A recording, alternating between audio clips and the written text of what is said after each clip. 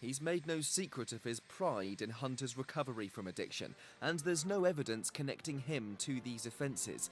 Yet Tuesday's verdict in Delaware comes at a fraught time, deep in the presidential campaign, when so much is at stake. President Biden never really even came into play for me.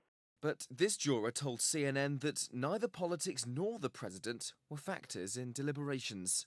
His name was only brought up once during the trial, and that's when it kind of sunk in a little bit. But you kind of put that out of your mind. There's been scant polling proof that the public is following this trial closely, or that it'll affect voting preferences. I don't think Hunter Biden is involved in the government. As far as I know, he holds no position in the government, so really not much there. First of all, I think the president's son is a separate person from the president himself. And I mean, not to bring in other political candidates, but I think just in general, we're talking about Trump and his current trial, or the trial that just happened. So I feel like all of this is it's just craziness that's been going on recently. Just weeks ago in New York, Donald Trump was himself convicted over concealing hush money payments to a porn star. He faces several other criminal trials as he vies for the Oval Office again, alleging the US justice system is rigged against him. Joe Biden insists he'll respect the judicial process following Hunter's verdict. Donald Trump calls his own a witch hunt, a sham. This will pose a contrast.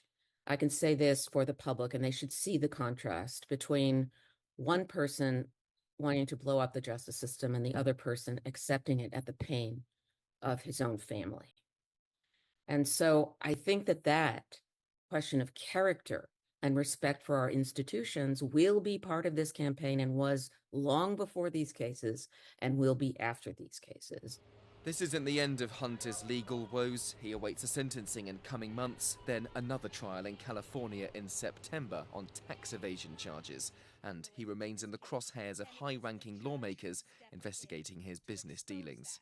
Today is the first step in delivering accountability for the Biden crime family. We must and we will continue as House Republicans to investigate the Biden crime family. Donald Trump says Biden's, quote, criminal empire will come to an end when people head to the polls on November 5th. And so Americans now have a remarkable choice to vote for a felon or the father of one. Benji Hire, CGTN, Washington.